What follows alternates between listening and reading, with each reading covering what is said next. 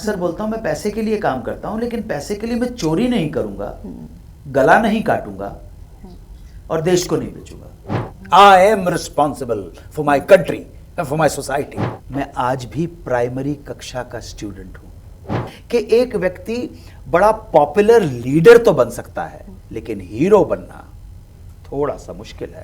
Hello, Namaste, Adab. I am Smriti Sharma, and in this session, I have the privilege of sitting with a personality जिनके बारे में बोलने के लिए मेरे पास अल्फाज नहीं है. So, without much ado, I will present to you Dr. Anu Kapoor.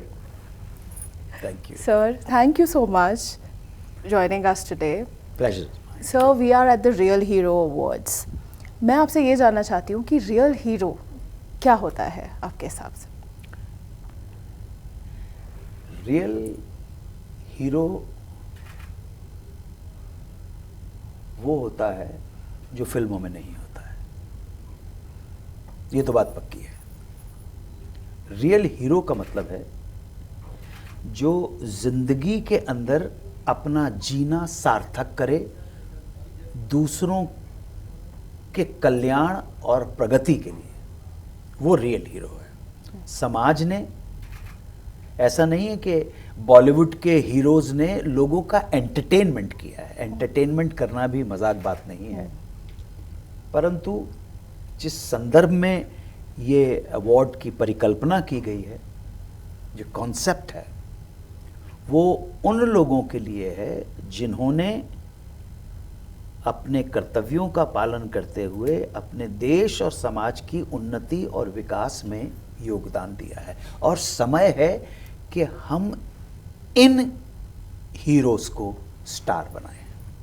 बिल्कुल सर। हाँ, स्टार बनने चाहिए, ये बिल्कुल सर। उतने ही बड़े स्टार बनने चाहिए जितना फिल्म बॉलीवुड का हीरो है।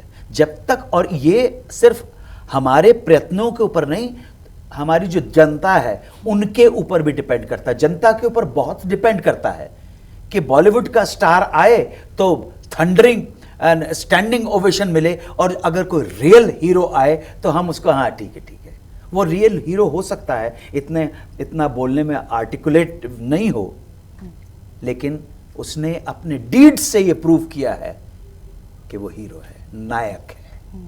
नायक संस्कृत भाषा में हीरो के लिए है नायक।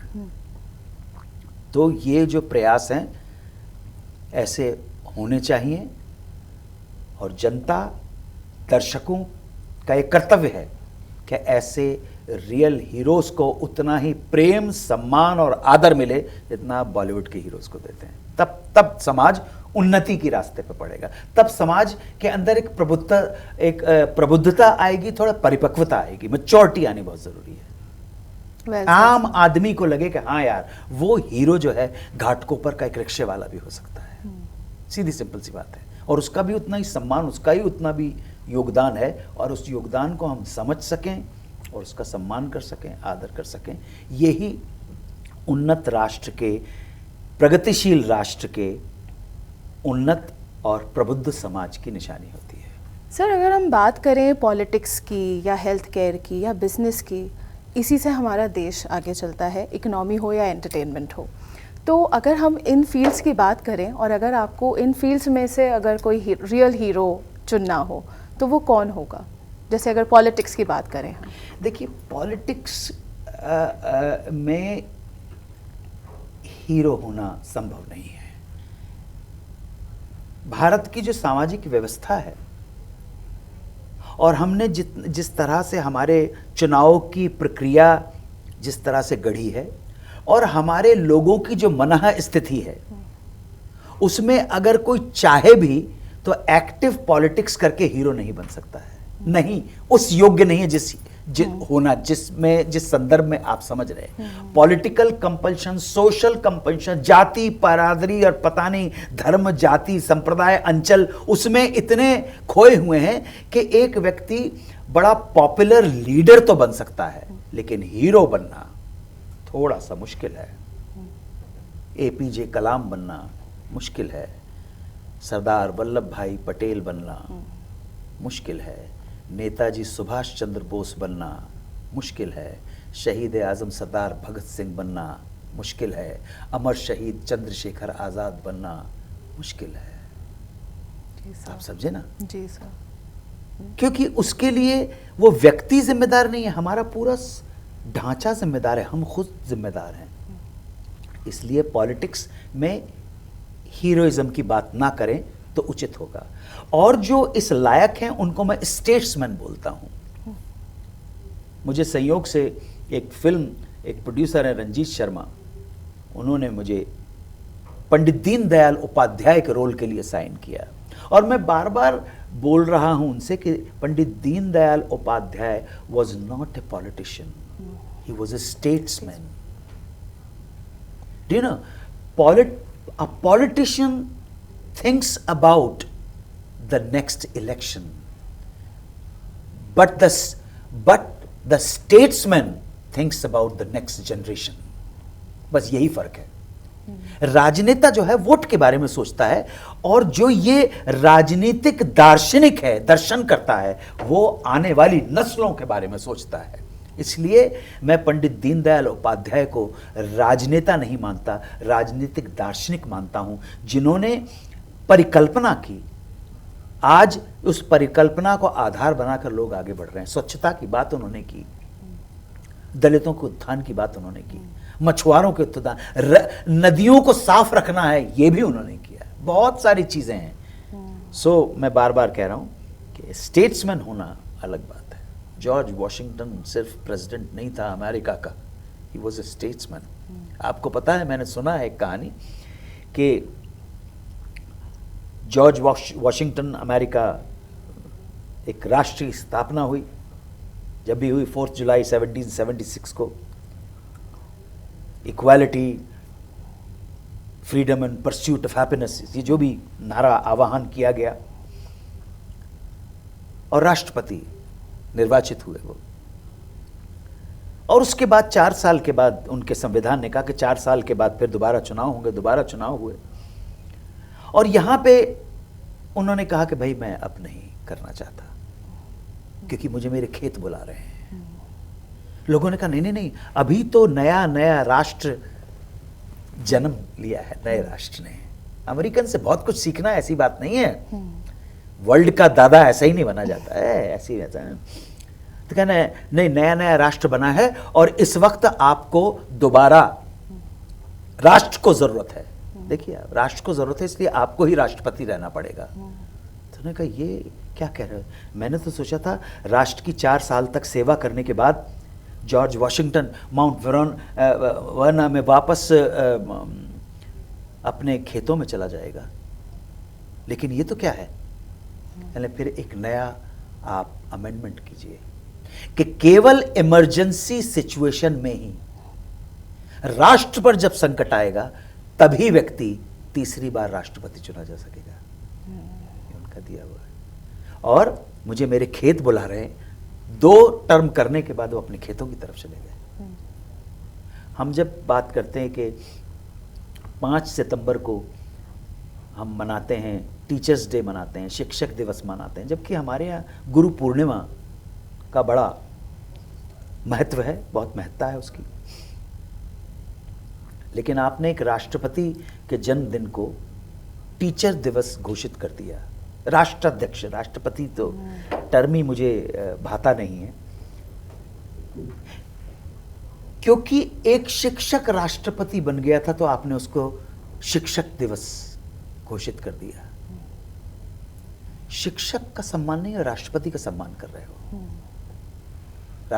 शिक्षक का सम्मान तब होगा जब राष्ट्रपति भवन में रहने वाला व्यक्ति कहेगा मैं चला, मुझे नहीं करना, मैं वापस अपने गांव के प्राइमरी स्कूल में जाके आगे आने वाली नस्ल को शिक्षा दूंगा। तो अगर शिक्षक दिवस मनाना ही है तो गुरु पूर्णिमा के बाद ज्योतिबा फुले, संत ज्योतिबा फुले और उनकी माता सावित्रीबाई फुले, उन्होंने जो शिक्षा के क्षेत्र में नारी के उत्थान के, महिला सशक्तिकरण के, महिला की शिक्षा के क्षेत्र में योगदान दिया है, वो अविस्मरणीय है। कब हम याद रखेंगे? याद रखिएगा, संत ज्योतिबा फुले, महात्मा ज्योतिबा फुले और माता सावित्रीबाई फुले, याद रखिएगा उनका योगदान, अद्भुत योगदान है, अद्भुत योगदान है। हमको बताना पड़ेगा।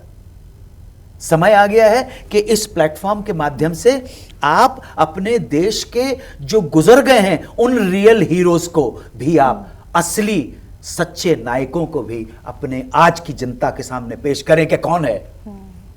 क्या प्रेजेंट के तो हैं, पुराने भी बताइए आप, जो उनका कंट्रीब्यूशन है, जिनके योगदान की, जो योगदान दिया उस नींव आधारशिला के ऊपर रख के आपने कई इमारतें खड़ी कर ली हैं। ये है।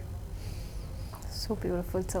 सो आपसे बात जब करते हैं या जब आपको सुनते हैं तो ऐसा लगता है बस सुनते रहें, because you are so knowledgeable and not just because you are an actor, you don't just talk about the entertainment industry but across.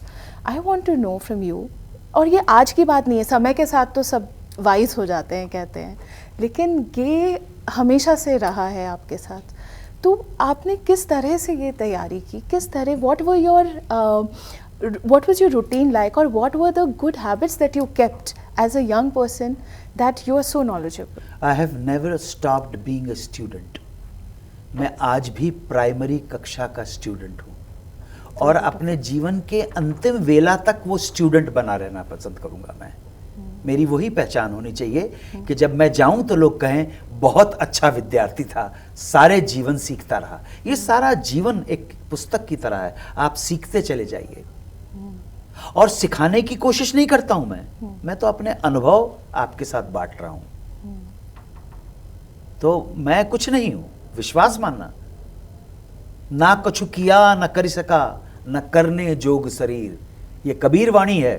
ना कछु किया न कर सका, ना करने जोग शरीर, जो किया सो हरि किया, भय कबीर कबीर। हाँ, ये realization that you are nothing, you know nothing is the biggest asset you can have, is the biggest boon you can have. Right sir, आपने इतने सारे कलाकारों के साथ काम किया है and with the young generation stars also. आपको कहीं लगता है कि यहाँ पे तैयारी में कुछ कमी है? बिकॉज आई एम श्योर जो आपकी एक्सपीरियंसेस हैं या आपकी जो नॉलेज है, that has helped you in portraying the characters with that much authenticity. लेकिन आजकल के जो कलाकार आ रहे हैं, डू यू थिंक कहीं तैयारी में कमी है और उस पर इम्प्रोवाइज़ किया जा सकता है? जो हमारी फिल्म इंडस्ट्री है वो समाज का एक दर्पण है। समाज में जिस हिसाब से, जिस तरह से, जिस शैली में जो हो रहा है, वो कभी अच्छे रूप में या कभी घटिया रूप में, वो आपकी ललित कलाओं में झलकता है। तो ये कहना कि आज के हीरो जो हैं वो भाषा नहीं जानते हैं, जो भी आपने पूछा या ये ऐसा है, वो समाज का है, समाज के प्रतिबिंब है। वो समाज के ने उनको हीरो बनाया है, उनके ऊपर काहे को दोष दिया जाए। समाज जब तक कलेक्टिव रिस्पॉन्सिबिलिटी लेना नहीं सीखेगा और सिखाएगा, तब तक ऐसा ही होता रहेगा। तब तक decadence of your language, decadence of your culture होता रहेगा, चलता रहेगा। समाज को कलेक्टिव रिस्पॉन्सिबिलिटी लेना नहीं सिखाते। भारतीयों की एक बड़ा ऐब है भारतीयों में, हमारा अधिकार ये है, हमारे हुकूक ये हैं, हमारे हक ये हैं, हमारे राइट्स ये हैं। एक बंदा, मुझे बहुत कम बंदे मिलते जिन्होंने कहा मैं अपने कर्तव्य पूरा करने को तैयार हूं। है हिम्मत तुम्हारे अंदर कि जो कुछ भी देश में हो रहा है उस सब के लिए मैं जिम्मेदार हूं। आई am responsible for my country, for my society. कोई भी उठता है, ऐरा गैरा नत्थु खैरा, मेरे राइट्स ये हैं। अरे राइट्स की डिमांड, राइट्स की बात सिर्फ उनको करनी चाहिए जिन्होंने अपने फर्ज कंट्री के लिए, अपने समाज के लिए, अपनी अधिकार, अपने मतलब कर्तव्य पूरे किए हों। मैं तो कहता हूँ वोट देने का अधिकार भी उसको ही होना चाहिए जिसने टैक्स दिया हो। बिल्कुल। So when you look back at your journey, तो वो कौन सा फेज़ है जो आपको लगता है ये बहुत ज़्यादा चैलेंजिंग था और उसी से मैं बहुत कुछ सीखा भी जिंदगी के बारे में? सीखना कोई एक घटना और या उससे उसके बाद के रिपरकशंस हैं, आप सीखना शुरू करते हैं। पहले क्या होता है कि आप जल्दी विश्वास कर लेते थे, ज़माने की मार और जूते खा खा के फिर अक्ल आती कि विश्वास जल्दी नहीं करना है। ये तो टोपी फिर आने वाले लोग हैं, ऐसे लोग बहुत आएंगे, तो ऐसे लोगों से दूर रहना है। तो जीवन का हर पल आपको सिखा के जाता है। अगर आपने चित्त, दिमाग, आपने आंखें खुली रखी हो, तो आप हर पल सीख सकते हैं, अच्छे के लिए सीख सकते हैं। और जो आपने सीखा है, उस शिक्षा का, उस ज्ञान का इस्तेमाल आप तलवार की तरह करते हैं कि ढाल की तरह करते हैं, इस पे आपका चरित्र डिपेंड करता है। तो मैंने तो सब सीखा है, अभी भी सीख रहा हूँ, आपसे भी सीख रहा हूँ। मेरी आंखें भी खुली हुई हैं, मेरा दिमाग भी कुंद जहर नहीं हुआ है अभी। तो ये चलते रहना चाहिए, प्रक्रिया है। पूरा जीवन ही संघर्ष है, हमारा अस्तित्व ही संघर्ष है। हम जब से पैदा होते हैं तब से सिवाय संघर्ष के और कुछ भी नहीं है।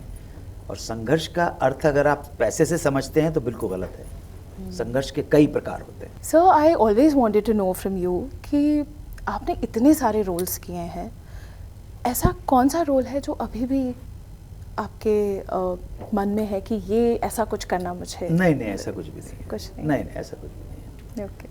ऐसा कुछ भी नहीं है कि मैं रोल के लिए पैशनेट हूँ या रोल के लिए ग्रीडी हूँ।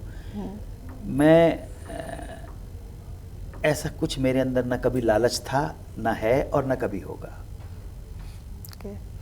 तो सर, जब आपके पास कुछ प्रोजेक्ट्स आते हैं तो प्रोसेस क्या होती है आपकी? आप क्या उसका उसमें प्रोसीजर देखते ये है कि जब भी किसी ने कांटेक्ट किया तो सबसे पहली बात मेरी अपनी टीम है।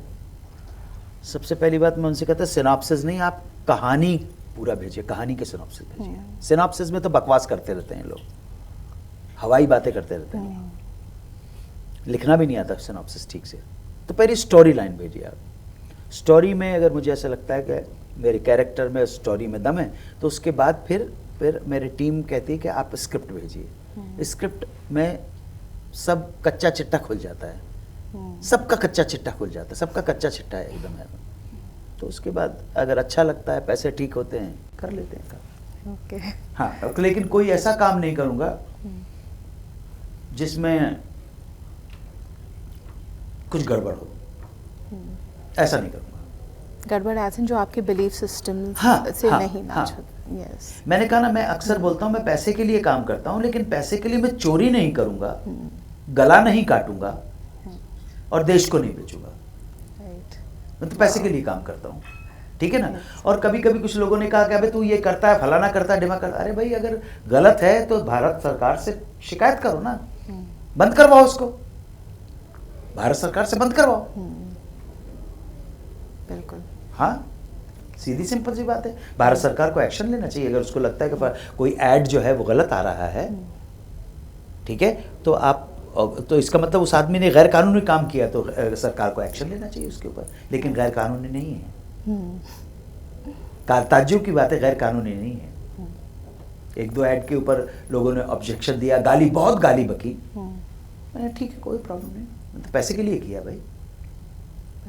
और वो उसमें ऐसी घातक ऐसी है भी नहीं कुछ। Thank you so much, sir, for sharing your insights with us. Thank you. Thank you.